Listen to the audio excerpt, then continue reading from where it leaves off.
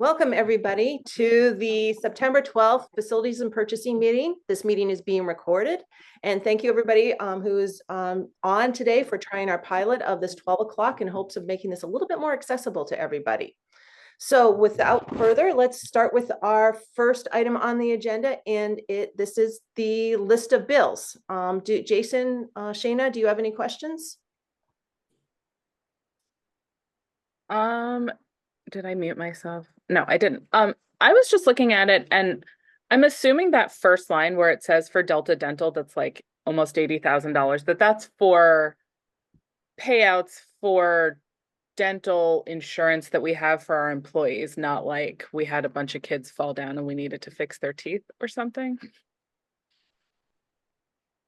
That is correct. That is just a monthly payment for dental. That's for ending for the period ending June 30th. That's like the final reconciliation. Oh, okay. So that's why it's Yep. I don't know if it jumped out because it was a bigger number than usual, or it jumped out just because it was the first on the list and my brain went, oh, that's a big number at the top of the list. But I appreciate the clarity. I think I'm good on everything else, unless anybody else has. Yeah, I do have one question. I was wondering on line 777. I'm just curious, really. This is the Thomas Henderson refund prior year. I noticed that there was also one made last year in October, and I wondered if you could just let me know what is that for? Okay, 1 second.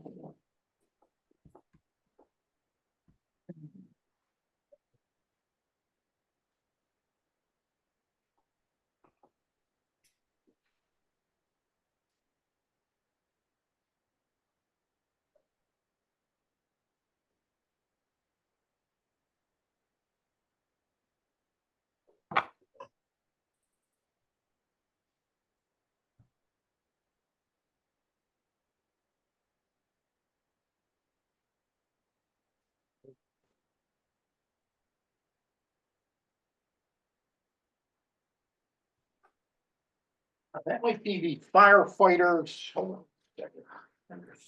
Yeah, that's the firefighter the rebate that the firefighters get.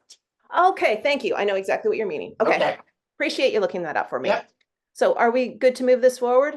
Yeah, I just had, sorry, one additional question. The reimbursement and the refunds, does that happen on a monthly basis, or is this something that at the end of the year, the employees will submit any type of refund or reimbursement that they're entitled to, and they're compensated for that?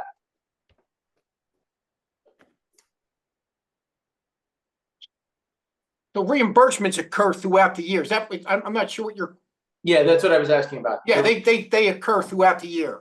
Okay, so as they occur, then they would show up on that's correct. Them on the list of bills. That's correct. Okay, perfect. All right, thank you very much. And is that processed by your office, or is that processed by Sam Aidenbaum in the tax assessor's office? Are you talking about the tax refund or the the firefighter tax refund? Yeah. Lynn, I don't know if I think that's processed through, I think we get information from the township and then they forward it over to the school district. That's correct. The list comes in from Lower Merion Township and from Narberth Borough, and the school district sends out the rebates. Oh, so it's just whenever somebody on our list pays their bill, we send them back the credit? Well, no, it's done annually. Once all those bills are paid, by the recipients, we're sent a list and we send it all out. Okay, that makes a lot of sense for our office too, so that you guys aren't having to double check against that every single time you get a tax check. Okay, thank you. Okay. So now are we okay to move this forward? Yes, thank you, Melanie. Okay, thanks. Okay, so next item on the list. Sorry, every time I go out, the little glitches when you start a new process, I keep going back and forth between Zoom and over to my version of my browser, and I keep losing Zoom. But so we're looking at the list of contracts. I guess is Kimberly Fraser on? I don't believe she is, but I'm going to step in and just share out. This is an additional, in addition to the contract that we have with Lincoln Center in order to provide another counselor at the K4 level. And this is this particular position will support 3 of our schools so that all of our elementary schools have 1+ counselors available for students. And we're fortunate we'll be able to continue this into the school year for our students. Okay.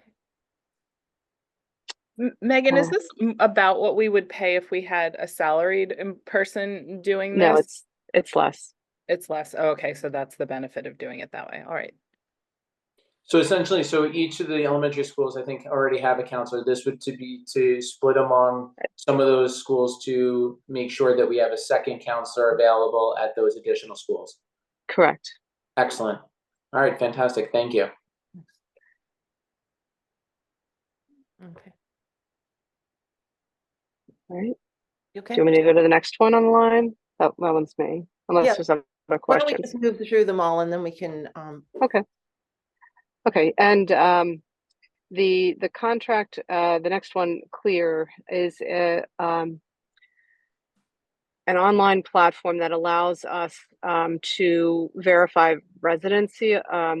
Adds another tool for us to verify residency. We have actually no tools other than the internet and to do some of the verification that as you consider the scope of what types of residents that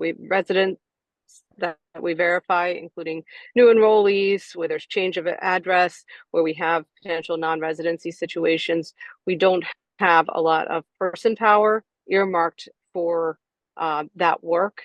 And connected to what we had discussed last year in terms of doing a re-registration process level to level. So 4th graders rising into 5th grade, 8th graders rising into 9th grade, similar to what other school districts have done. Some have done a full re-registration. We had talked about doing that last year. We tabled it based on the fact that we were already online, like bringing online full day K, knowing that our registration process would be different in terms of volume we anticipated. We paused on that and are intending to move forward with that this year. That said, we also don't have a large staff. We have less than 1 FTE that's dedicated to residency. So being able to have a platform that allows us to do a lot more efficiently some residency checks, especially where we have situations where we've tried to reach out, tried to get information, and we have, for whatever reason, non-responsive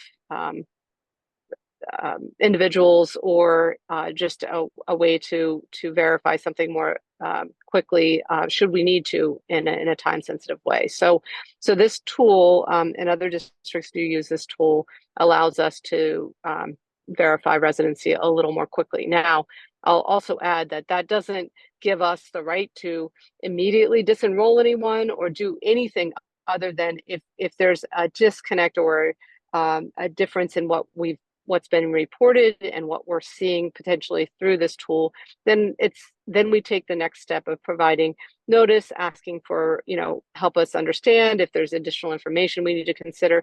But before anyone is disenrolled from our system for non-residency, for example, there is a process, there's an entitlement to a hearing, and we follow all of those steps before we take that dramatic step. Because first and foremost, we know that with residency issues, and it sort of conflicts with our goal of always making sure students feel a sense of belonging, that we're very careful and sensitive to this work and take caution when we when we have a situation involving potential non-residency to ensure that we're doing everything we can in terms of outreach, in terms of making sure that there are not language differences that might impact whether a family is providing information that we need in a timely fashion, et cetera. So this is just one tool that will help support the work when we think about the massive amounts of re-registration that we may be doing, and allows us to create more efficiencies in targeting follow-up under those circumstances. So this is a 1-year contract. And again, I think this provides a really efficient way of doing some follow-up, and the value of the cost of this is yielded by the human capital that it would take to do this in the absence of a program like this. I had 2 questions. Yeah, one is kind of about the process, and one is about the necessity. I feel like non-resident enrollees is kind of a thing that you hear sort of whispered down the lane that people talk about, but I have never actually heard through any kind of official channel that it has been any kind of problem. Is this a prevalent thing that we're encountering? Are there like a ballpark, how many cases do we have every year or a couple years of people that get removed from their enrollment in our district because of residency issues?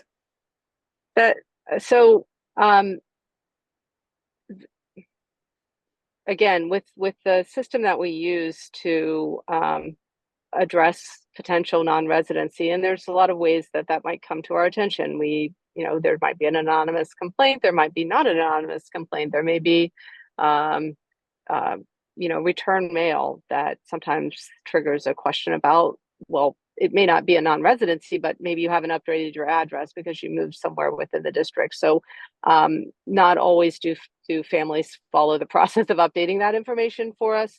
So in terms of numbers, I mean, at any given time, we can have, a couple dozen cases that are, question marks around like return mail, a concern, those things are often pending. And when there's a situation that rises to the level of non-residency, that is as a district, we believe that, we have a case, we follow the process most of the time. District, those families disenroll, so that because the outcome potentially, is that there's a fee or tuition that's owed to the district if you are, using a false address or something like that.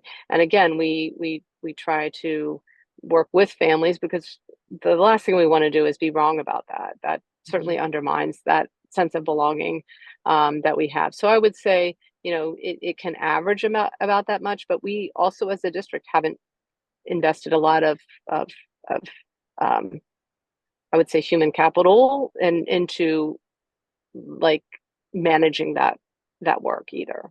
Okay. Yeah, it feels like something that can easily become very small level gossip, and people kind of using that sort of yeah, I think that does. I think it does from time to time. And so when we use a tool like this, or any tool, what kinds of things are we looking for to confirm residency? Like what do you need to prove again? Yeah, so in our policy, there are several ways that you can provide, like the types of documentation that you can provide to establish residency, and that's what's required upon initial enrollment. And so once someone establishes residency with us, that's sort of a given that residency is maintained over that period of time. What changes sometimes, like I said, it might come up in the sense in a situation where we start to receive some return mail. Like sometimes it is that whisper down the lane, which again is not not what we want to be reacting to. We want to know that there's a legitimate reason why we should pursue a question of non-residency. So there are within the policy, it articulates what types of documentation are acceptable to prove or to establish residency in Lower Merion Township or Narberth. Okay. Which are the same. And so what's the impetus between I mean, that makes sense for this particular contract, but just related is what's the impetus for having that blanket re-enrollment when you advance out of the school grade band you're in? Yeah, that's a good question. And we touched on this or talked about it when we revised the administrative regulation last year. And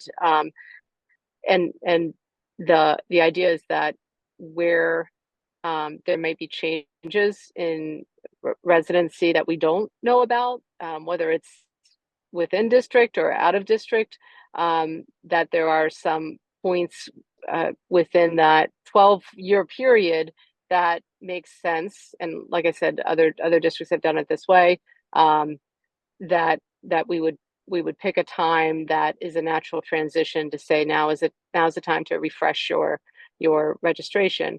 That may be someone that has, a house that they're no longer living in, or sometimes properties get rented out after purchase. Sometimes leases expire after a year or multiple years, and sometimes there's other automatic renewals, which is why we don't go down the rabbit hole of just, we wouldn't want to specifically look at leases, because exactly that was it. And because a lot of them are automatic renewals, and a lot of people in Lower Merion are in apartments or whatever the rental situation is for multiple years. Yeah. So that's why picking a time where it's just across the board seemed to be the most neutral way to approach it if we were going to do something like that. And that's why that was basically the discussion we had in the fall when we made the minor tweak to the AR to allow for, rather than a wholesale re-registration across the district, which is something I would not recommend, that we were looking at those points in time that made sense. And this program would be able to handle that volume? Yes. Without a program like this, as staff, we would not be able to handle that. Okay, thank you. The tool itself, for CLEAR, doesn't it, so are you familiar with it? I mean, yes. So it's just you input the information of the name, right? And then it provides you with an address that's associated with the person? Yes, or right. Last known addresses or addresses that have been associated. So it really, what it is it gives you just a check of the information. Correct. That they have. It's not, like I said, it's not going to be the thing that's going to, right. It just gives us some direction to orient our resources. Yeah, I think that as a board at some point, we probably want to take a look at what, if any, steps we're taking to evaluate residency, and whether or not we think that the kind of like what Gina was saying is that, should we be doing things differently? Should we be doing things the same? But I think that that's something for a whole nother discussion, a whole nother topic, another day. Yeah. So, as Megan said, that was started in the policy committee last fall or last spring. Was it spring or? It was actually, I think we started it in the fall because we were talking about partner schooling at that time and things like that. That's where it came up initially. But yes, it was in policy. Yeah. So I'm assuming we'll continue that as we get. Sorry, Jason, didn't mean to cut you off, but. No, that was it. I just wanted to make sure that it was this. I've used it before. It's just that what it does is once you already have the name of the person or the family, it provides you with a confirmation of the address, so that if you have a discrepancy, right, it's a second check that you do. So you're not going to be running CLEAR on every single person in the district. It's going to be those that for some other reason you've been you feel there's a need to run it. Correct? That's correct. Right. So I just wanted to make sure. Thank you. And I just have, how often is this updated? Because I know there are some standard agencies that our CRM that we use at work actually is connected to that runs updates, but we usually do that just twice a year. How often is this run to update addresses? The clear system? Yeah. What do you mean? Are you saying it's not constantly running it? It's that someone would put in, correct me if I'm wrong, Megan, but Yeah. my understanding is that they would put in the information and then it would spit out the address or the information from the clear system. It's a one-time thing. It's not an ongoing, continuous. Okay, so this is not a separate database that is holding it. It's just this is a system we're running against our database. Correct. Okay, got it. Yeah. Got it. That was something I was Yes, I was yes, unclear yes. about. Sorry, I was wondering. I was not. I wasn't. That yes, that is yes. Okay, got it. Thank you. I realized we let's with because are you Megan, are you going to be speaking about the last one, or will somebody else be? Let me just see. Are you talking about the toolbox? Yeah, toolbox. I can speak to it briefly. Thank you, Scott. I wasn't sure. Sure. Okay. Well, can we just hold off there and let's see if there are any community questions? And I think we forgot to allow the community if they had any questions about the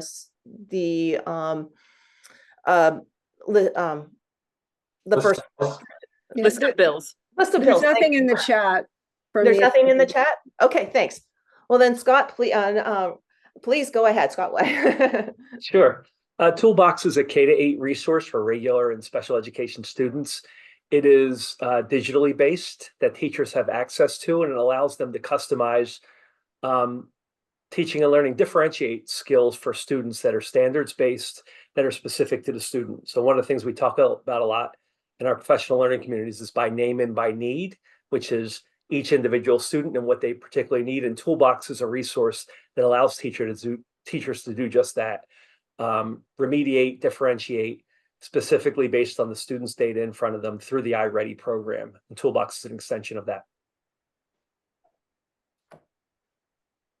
Okay, questions? Nothing. Thank you. Thanks. I was wondering, is this going to be to have see how the outcomes are with this type of system? Are we going to be recording any data as we know, like, is it in compliance with or not in compliance? Does it work along with the MTSS levels? And is it, are we going to be tracking how well this helps in perhaps linked it or? Sure. I mean, it's a great question. It's exactly what it's designed to do, is track individual student data and moves on to tier 2 and tier 3 supports if necessary. So if a student is underperforming, the reason we're acquiring this is to notice that in real time. That's what the digital software allows us to do, and intervene in that moment and allow for tier 2 supports, additional help that a student may need, whether it be win time or another time that they can use in the classroom. But it's a great question. It's exactly what it's for. Okay, great. Thank you. Is there any other further questions? Any questions from the community? Okay, thanks. Well, thank you very much. Are we good to move these 3 items forward? Yes, thank you, Melanie. Thanks. Next is school cafe.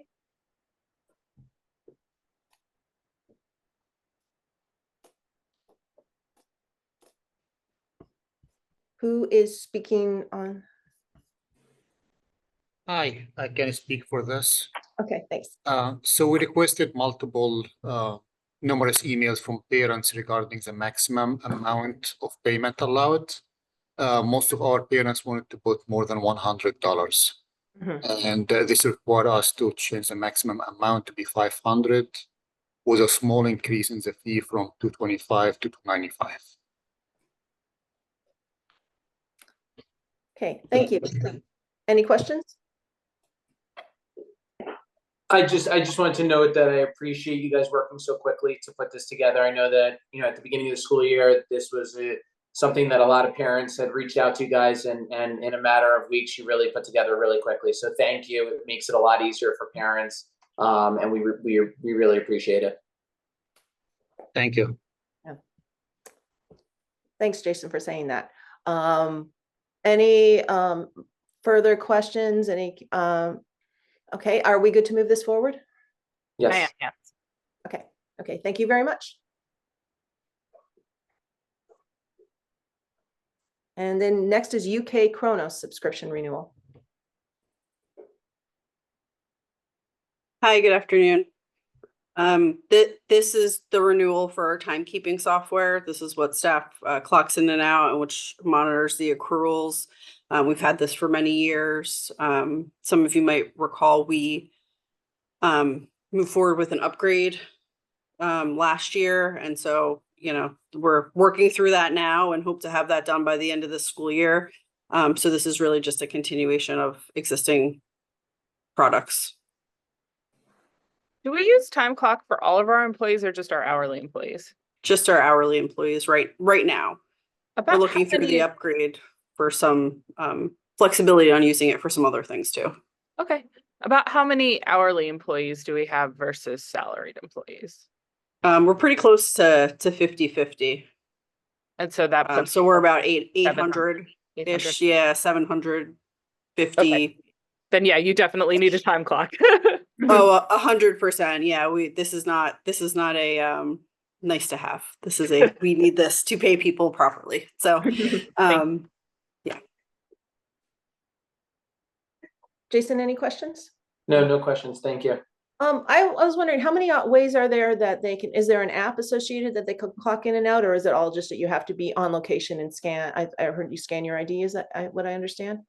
Yeah, right now it's all scanning at time clocks, and there is some access through online to do it. Mm-hmm. With the new upgrade, we are looking to add in currently uncertain ways access to the mobile app so that people will be able to look at their accruals through the app, and some people may be able to clock in and out through the app. And we've been a team from HR and IT have been, vetting that upgrade and that build for months now. And so we're getting towards the end of the actual build for it. It should bring some really welcome and modernized changes to our timekeeping system. Are you looking to have a more all-encompassing system where this would be the spot where you would upload all the documents that say that you are in compliance as a worker at a school, like clearances and I-9s and that? Okay. No, this is really strictly for tracking time and accruals. Okay. Appreciate it. Thank you. Yep, thank you. Any further questions? I assume the price is relative to what it was in the past. Yeah, this was, I think, very close to what we expected based on the agreements that we approved last year. Thank you. Yep. Any community questions? Okay, are we good to move this forward? Yes, thank you. Yes, thank you. Yes. Thank you. Thanks. Okay, and then this is the East Bay Media renewal.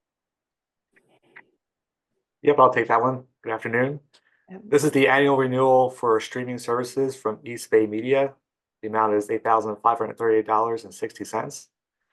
This purchase provides 24/7 live streaming and on-demand streaming services for the district.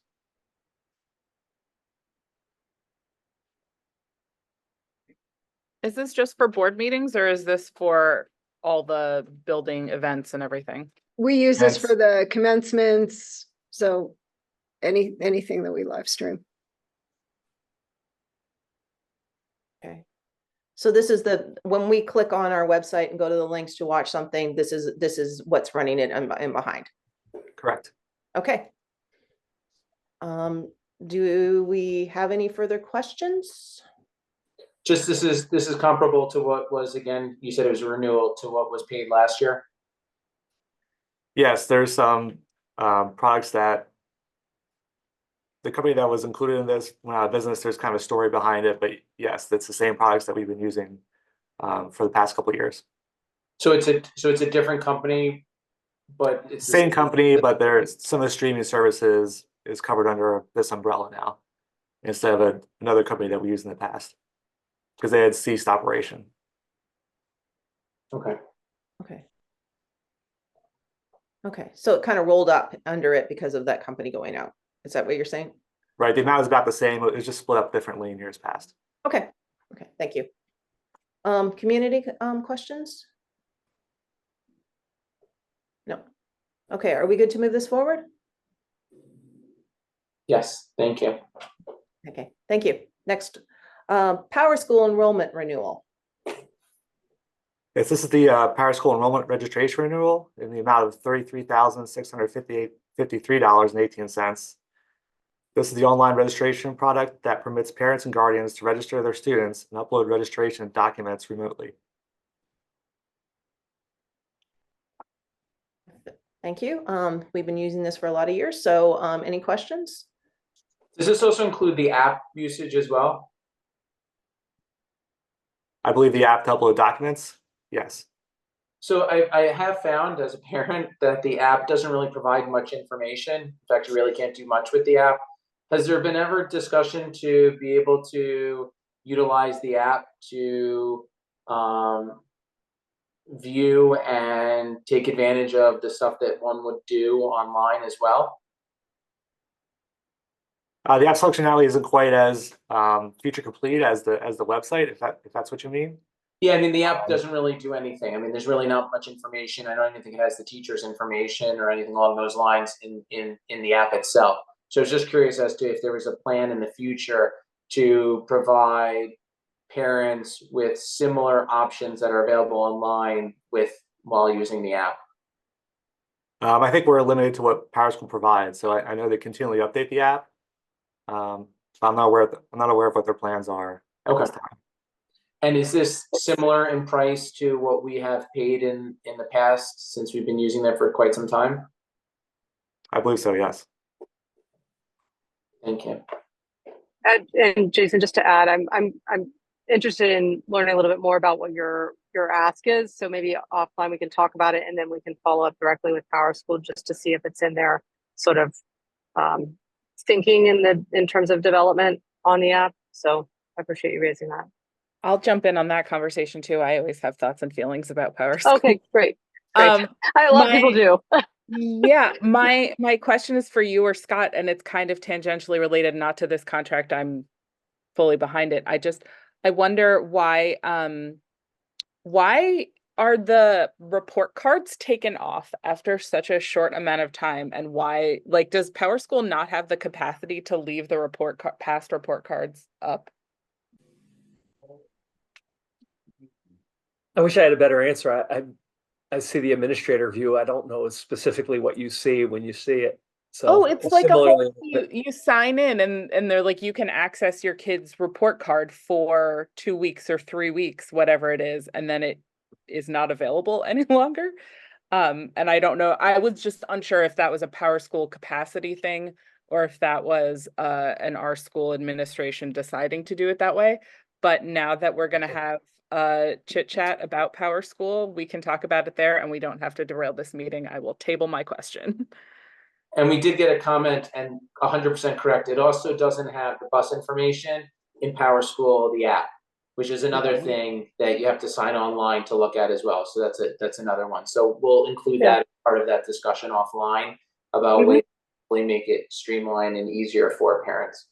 We do have questions. Thank you. Busing, though I know my recollection is that Aldous spoke about switching to a new app, and I wonder if we can talk to him about whether that app plays nicely with PowerSchool.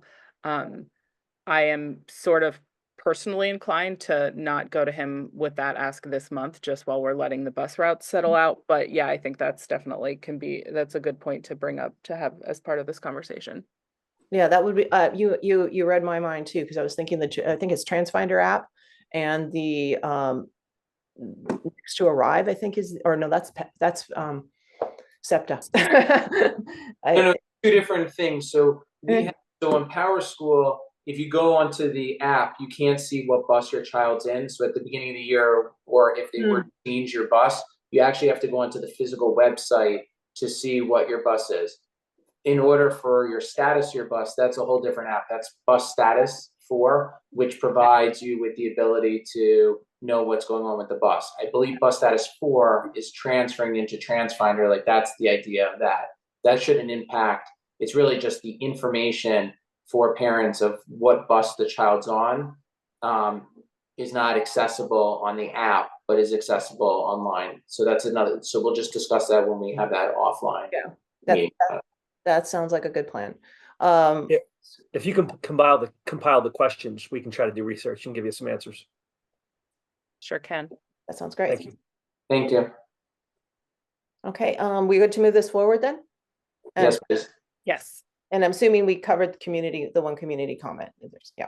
Okay, thank you. So on to Presidio Gigamon renewal. Hopefully I pronounced that correctly. Gigamon, yes. This is the annual renewal for the Gigabon network tap from Presidio in the amount of $15,512.83. We use the Gigabon tap to monitor district traffic that goes in and out of our network to our internal network analyzer. This purchase provides hardware support for the network tap along with software updates and support. And the amount is pretty much the same as it was last year, just a little bit of an increase. Thank you. That is a service that I think is a good protection for our network. So I will add it to. Do you have any questions? Yeah, can you just try and de-jargonify it and say it like explain it in so what is it? Yeah. Explain it like I only took one computer science question in class in college and not a major in it. It basically monitors our internet traffic. So traffic going in and out to the internet, coming back in. This device watches that traffic and passes it on to our network analyzation products that watch for security vulnerabilities and issues and so forth. Okay. And this is a product we've used in the past, you said? Yes. Okay. And we like it? We've been using it for several years. Yeah. Okay. So it's good enough. Okay. Thanks. I'm good with. So this doesn't identify any type of issues potentially with regards to security or vulnerabilities or malware, but what it does is if there's an enormous amount of traffic that's coming through, your IT is alerted and then you could address that if needed. Yeah. Yes, sort of. It copies all the traffic to our monitoring products. So we have a lot of data going in and out, and this device watches that data and copies it to our other products so it can watch for vulnerabilities and security issues. And then those products alert us.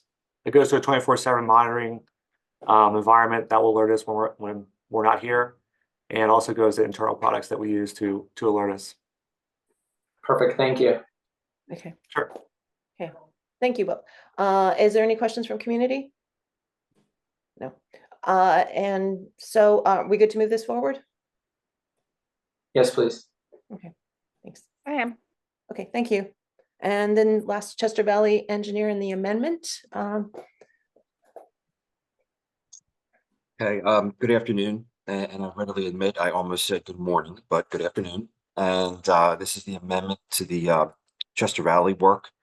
So during the August 15th, 2024 Facilities and Purchasing Committee meeting, school board members requested that a paved or synthetic surface running track be added to the conceptual grading plans that are being developed for the existing grass field between Kinwood Elementary and Bala Kinwood Middle School. And as we discussed during that August meeting, this will require an increase, specifically $11,500 to the individual work order, the task order, if you will. So what that does is it'll increase the time and material not to exceed amount that was approved by the school board back in August. It's going to increase it from $25,000 to $36,500, and all the other terms and conditions remain the same.